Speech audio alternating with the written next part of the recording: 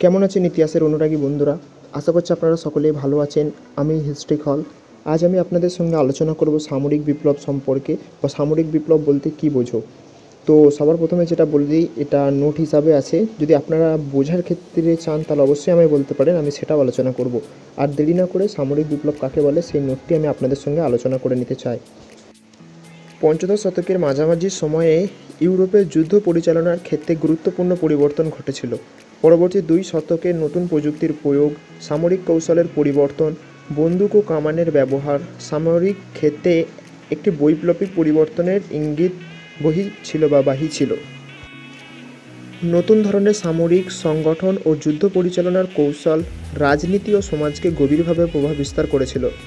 এই পরিবর্তনের মূলে ছিল বারুদের ব্যবহার, আগ্নেয়াস্ত্র ব্যবহার ও পদাতিক বাহিনীর উত্থান, দুর্গ নির্মাণের পরিবর্তন। সামরিক বাহিনীর সংগঠন ও প্রশিক্ষণই ছিল এই বিপ্লবের বিভিন্ন দিক। সামরিক বিপ্লবের পূর্ণাঙ্গ ব্যাখ্যা প্রথম দিয়েছিলেন মাইকেল রবার্টস। তিনি এই বিপ্লবকে 1560 থেকে 1660 সময়ের মধ্যে বেঁধে দিয়েছিলেন। তার বর্ণিত বিপ্লবে 4টি প্রধান দিক ছিল। প্রথমত, যুদ্ধের কৌশলে বৈপ্লবিক পরিবর্তন। পদাতিক ও অশ্বারোহী বাহিনীর সংগঠন ও সঞ্চালনে এই পরিবর্তন ধরা পড়েছিল। নতুন কৌশল প্রয়োগের জন্য প্রয়োজন হতো সুশিক্ষিত ও শৃঙ্খলাবদ্ধ একটি বাহিনী। ব্যক্তিগত শৌর্যের চাইতে বাহিনীতে সংহত সংগঠন অনেক বেশি গুরুত্বপূর্ণ হয়ে ওঠে। এর ফলে প্রয়োজন হয় স্থায়ী সৈন্যবাহিনী প্রতিষ্ঠা করার। দ্বিতীয়ত, সামগ্রিকভাবে রণকৌশলের পরিবর্তন হয়।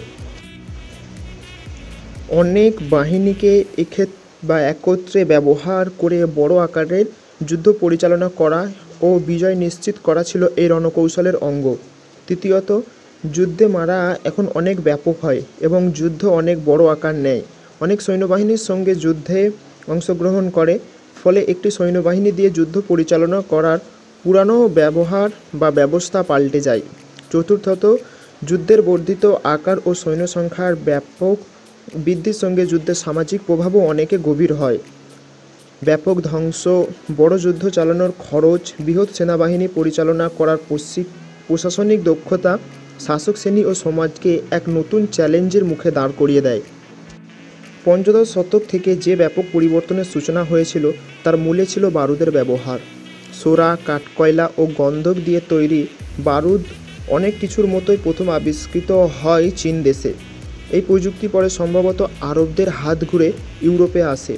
ত্রয়োদশ শতকের শেষে ও চতুর্দশ শতকের প্রথমে অনেক আরব ও ইউরোপীয় সূত্রে গোলা বারুদের উল্লেখ পাওয়া যায়। রজার বেকন পটকা সম্পর্কে যে বিবরণ দিয়েছেন তাতে মনে হয় তিনি বারুদের সম্ভাবনা সম্পর্কে জানতেন। 1327 খ্রিস্টাব্দে একটি অলঙ্করণে ইউরোপে প্রথম গোলা ছোঁড়ার একটি যন্ত্রের উল্লেখ পাওয়া যায়। মনে হয় প্রথম দিকে এই গোলা দুর্গের কাঠের দরজা ভাঙার কাজে লাগত।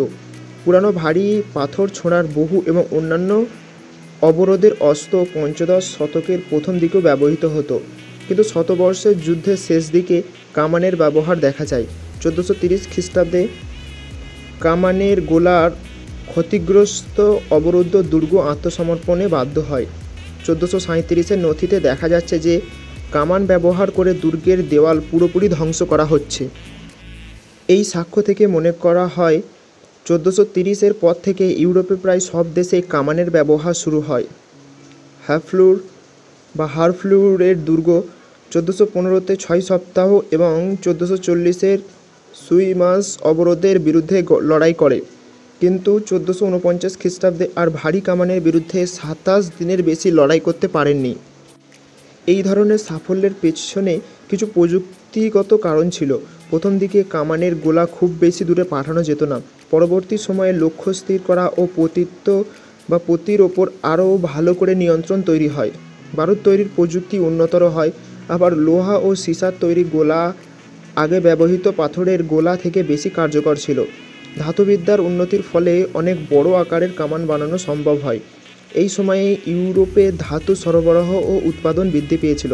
পঞ্চদশ শতকের শেষে লোহার গলার ব্যবহার শুরু হয়। মধ্যযুগে প্রচলিত বর্মের ব্যবহার আগ্নেয়াস্ত্রের প্রবর্তনের সঙ্গে সঙ্গে বাতিল করা হয়। ধাতুর মধ্যে লোহা ও তামার উৎপাদন অনেক গুণ বেড়ে যায়। প্রথম দিকে বড় আকারের কামান সাইজে এক জায়গা থেকে অন্য জায়গায় নিয়ে যাওয়া সম্ভব ছিল না। সম্ভবত আমি এখানে ভুল বলেছি, এটা সহজে হবে। তো এই কারণেই মধ্যযুগের শেষে যুদ্ধ এক বড় ভূমিকা ছিল, কিন্তু 100 বছর পরে অবস্থা পাল্টে যায়। 1453 খ্রিস্টাব্দে কনস্টান্টিনোপল অবরোধের সময় তুর্কিরা 14টি বড় ও 356টি ছোট কামান ব্যবহার করেছিল। এরপর থেকে কামানের ব্যবহার বাড়ে এবং চাকার ওপর বসিয়ে কামান স্থানান্তরিত করা সহজ হয়। তবুও কামান সেই সময় প্রধানত অবরোধের ক্ষেত্রে ব্যবহৃত হতো। ইতিমধ্যে বারুদ অবরোধের যুদ্ধের চরিত্র পাল্টে গিয়েছিল। এই ধরনের আক্রমণ থেকে রক্ষা পাওয়ার জন্য নতুন দুর্গ বানানোর প্রয়োজন দেখা দেয়। ইটালির স্থপতি ও মসনদবাসী আলবেত্তিতি 1460 খ্রিস্টাব্দে মন্তব্য করেন যে দুর্গের প্রকার করতে দাঁতের মতো অনিয়মিত রেখা তৈরি করা প্রয়োজন। সুতরাং গোলন্দাজ বাহিনী থেকে রক্ষা পেতে গেলে শতকেই নতুন ধরনের দুর্গ নির্মাণ করা শুরু দেখা যায়। নতুন ধরনের দুর্গ নির্মাণের প্রয়োগ প্রথমে উদ্ভব ঘটে ইতালিতেই প্রথম লক্ষ্য করা যায়। পরে সেই স্থাপত্য শৈলী ইউরোপের অন্যান্য প্রসারিত হয়। ইতালিতে শুরু হয় বলে এই রীতির দুর্গ ট্রাস ইতালিয়ান নামে পরিচিত। জেফ্রি পার্কার এই দুর্গ নির্মাণ করে সামরিক বিপ্লবে এক বিশিষ্ট অঙ্গ বলে বর্ণনা করেন। কারণ নতুন আগ্নেয়াস্ত্রের আক্রমণের বিরুদ্ধে শত্রুপক্ষে রক্ষণাত্মক ব্যবস্থা গড়ে তোলার বিশেষ জরুরি ছিল। তার মতে এই ধরনের কার্যকর রক্ষণাত্মক দুর্গের জন্য সামরিক বিপ্লবের পর্বে জাতীয় সৈন্যবাহিনীর সংখ্যা বিশেষ বৃদ্ধি পেয়েছিল। সেনাবাহিনীর সংগঠন বড় ধরনের পরিবর্তন হয়। মধ্যযুগে সেনাবাহিনীর সবথেকে কার্যকারী অংশ ছিল অশ্বারোহী বাহিনী, কিন্তু ক্রমশ পদাতিকরাই সেনাবাহিনীর প্রধান অঙ্গ হয়ে দাঁড়ায়। ম্যাকিয়াভেলির মতো সমসাময়িক লেখকরা এই মন্তব্য করেছেন। চতুর্দশ শতক থেকে এই পরিবর্তন লক্ষ্য করা যায়। ইংরেজদের লংবো পদাতিক সৈন্যের কাছে খুব কার্যকর অস্ত্র ছিল। আগ্নেয়াস্ত্রের আবিষ্কার হলে পদাতিক বাহিনী আর্কেবুস নামে এক ধরনের নতুন বন্দুক ব্যবহার করেন। পদাতিক সৈন্যের মূল অস্ত্র ছিল পাইক বা বল্লম বা আর্কেবুস। পাইকের সঙ্গে আগ্নেয়াস্ত্র যুক্ত হলে পদাতিক বাহিনীর অভ্যুত্থানের চরম পর্যায় শুরু হয়। 1520 খ্রিস্টাব্দ নাগাদ স্পেনে মাস্কেট ব্যবহার হয়। এগুলি আর্কেবুসের থেকে উন্নত মানের ছিল, কিন্তু তখনও পর্যন্ত পাইকের প্রচলন ভালো রকম ছিল, কারণ বন্দুক থেকে একবার গুলি ছোঁড়ার পর দ্বিতীয় গুলি ছুঁড়তে সময় লাগত। কিন্তু এই সময় পাইকধারী বন্দুকধারীকে সহায়তা করত। পাইক ও বন্দুকের এই পরস্পর নির্ভরতা তাত্ত্বিক রূপ দেন স্পেনের সেনাধ্যক্ষ ফ্রান্সিসকো ডি আভালোস। তো এবার আমরা একটু সামরিক বিপ্লবের ফলাফল সম্পর্কে জেনে নেব। তো যদি 10 নম্বরের পড়ে তাহলে অবশ্যই আগেরটা লিখে এখান থেকে কিছু বা লাস্টের উপসংহারটা লিখলেই হয়ে যাবে, এটা না লিখলেও হবে। তো যদি আপনারা ভালো হিসাবে বা আরও ভালো করে নোটটি করতে চান তাহলে অবশ্যই এই ফলাফলটা একটু অ্যাড করবেন, তাহলে হয়তো নাম্বারটা একটু বেশি পাবেন। স্বাভাবিকভাবেই সামরিক বিপ্লবের বহু রাজনৈতিক সামাজিক ফলাফল দেখা গিয়েছিল। নতুন যুদ্ধরীতি, সামরিক বাহিনীর সংগঠন, ব্যাপক ও কার্যকর আগ্নেয়াস্ত্রের ব্যবহার ইউরোপের রাষ্ট্রের গঠনের ওপর প্রভাব বিস্তার করেছিল। এর ফলে নতুন সার্বভৌম ও সর্বশক্তিমান আধুনিক রাষ্ট্রের প্রতিষ্ঠা সম্ভব হয়েছিল। নতুন অস্ত্র ও যুদ্ধনীতি শাসককে বিশেষ সাহায্য করেছিল। বৃহৎ সৈন্যবাহিনী ও নতুন আগ্নেয়াস্ত্রের সাহায্যে অভ্যন্তরীণ বিরোধিতা ধ্বংস করা সহজ হয়ে গিয়েছিল এবং আগ্রাসনের মাধ্যমে রাজ্যসীমা বৃদ্ধি করে নতুন রাষ্ট্রের পত্তন করা সম্ভব হয়েছিল। এই অর্থে বারুদের ব্যবহার যুদ্ধের ওপর রাজকীয় নিয়ন্ত্রণ প্রতিষ্ঠা করেছিল। দেশের ভেতরে সংগঠিত বাহিনী ও সমরাস্ত্রের ওপর নিয়ন্ত্রণ শাসকের পক্ষে সম্ভব হয়েছিল। প্রযুক্তি এবং সাংগঠনিক দিক থেকে নতুন সৈন্যবাহিনী নির্মাণ বড় রাজ্যের শাসকের পক্ষেই সম্ভব ছিল। তাই আধুনিক ইউরোপের প্রাথমিক পর্বে নতুন যুদ্ধনীতি ও সামরিক সংগঠন নতুন রাষ্ট্র নির্মাণের প্রক্রিয়ায় সাহায্য করেছিল। বলা হয় যে রাষ্ট্র যুদ্ধ করে এবং যুদ্ধ রাষ্ট্রকে তৈরি করে। মধ্যযুগে সামন্ত প্রভুরা নিজস্ব বাহিনী রাখত। বিভিন্ন অঞ্চলে সামন্ত প্রভুর বাহিনী ও তৎপত্রুষ ক্ষমতা অনেক সময় রাজার শক্তিকে সীমাবদ্ধ করে রাখত। এই অবস্থার এবার পরিবর্তন হয়। রাজার কেন্দ্রীয় বাহিনীর সঙ্গে পাল্লা দেবার মতো রসদ এই সামন্ত প্রভুদের আর ছিল না। সুতরাং নতুন ব্যবস্থার পুরানো সামন্ত প্রভুর ক্ষমতা সামরিক ভিত্তি ক্রমশ দুর্বল হয়ে পড়ে। এ বিষয়টি রাজার অধীনে নতুন রাষ্ট্রের প্রতিষ্ঠাকে সম্ভব করেছিল। রাষ্ট্রের কর্তৃত্ব বৃদ্ধি পায়। এই কর্তব্যের ব্যবহার করে রাষ্ট্র নতুন কর বসাতো।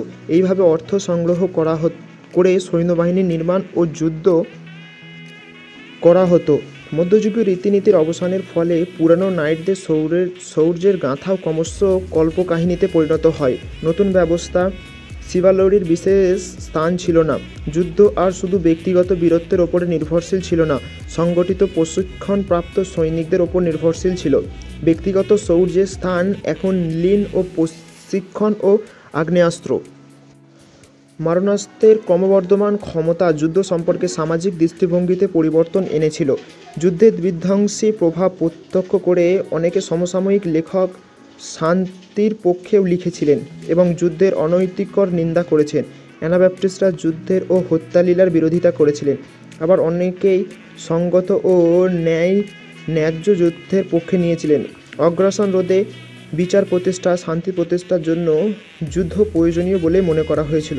কিন্তু মধ্যযুগের দৃষ্টিভঙ্গির সঙ্গে পার্থক্য ছিল এই যুগের যুদ্ধ ও ব্যক্তিগত শৌর্যের রোম্যান্সের বিষয় ছিল, কিন্তু পরবর্তী যুগের যুদ্ধ ক্রমশ বিধ্বংস এবং বিধ্বংসতা ও গণহত্যার প্রতীকরূপে প্রতিহত হয়। মাইকেল রবার্টস যখন প্রথম সামরিক বিপ্লবের কথা লেখেন তখন তার প্রধান বক্তব্য ছিল এই যে বিপ্লবের ক্ষেত্র ছিল যুদ্ধের কৌশলের সংস্কার। তার ব্যাখ্যার মূল আকর্ষণ এই যে তিনি সামরিক ক্ষেত্রের পরিবর্তনকে ব্যাপকতা, সামাজিক রাজনৈতিক পরিবর্তনের সঙ্গে যুক্ত করতে পেরেছিলেন। নতুন বাহিনী গঠনের মাধ্যমে রাষ্ট্রের কর্তৃত্ব ও ক্ষমতা বৃদ্ধি পেয়েছিল এবং নতুন আমলাতন্ত্র ভিত্তিক ও স্থায়ী সৈন্যবাহিনীর ওপর নির্ভরশীল রাষ্ট্র নির্মাণ করা সম্ভব হয়। জেফ্রি পার্কার অবশ্য মনে করেন যে উন্নত প্রযুক্তির ব্যবহার সামরিক বিপ্লবের প্রধান কারণ। তার মতে এই বিপ্লবের আসল তাৎপর্য হল 1560 থেকে 1750 খ্রিস্টাব্দের মধ্যে ইউরোপের প্রায় বিশ্ব সাম্রাজ্যের প্রতিষ্ঠা। আশা করছি সামরিক বিপ্লব নোটটা আপনাদের ভালো লেগেছে। তো আমি যতটুকু জানি এটা সম্ভবত 1 থেকে 2 বার পড়লে আপনাদের মুখস্থ হয়ে যাবে। অন্যান্য নোটের থেকে এটা আমি খুবই সহজ ভাষায় আপনাদের জন্য জোগাড় করেছি। আশা করছি এটা আপনাদের ভালো লেগেছে এবং পরবর্তীতে যদি আপনারা কোনো নোটের উপর ভিডিও চান তাহলে অবশ্যই আমায় বলবেন। তো দেখা হচ্ছে পরবর্তী নতুন ভিডিওটার সঙ্গে, এবং যারা ভিডিওটি সম্পূর্ণ দেখেছে তাদেরকে অনেক অনেক ধন্যবাদ।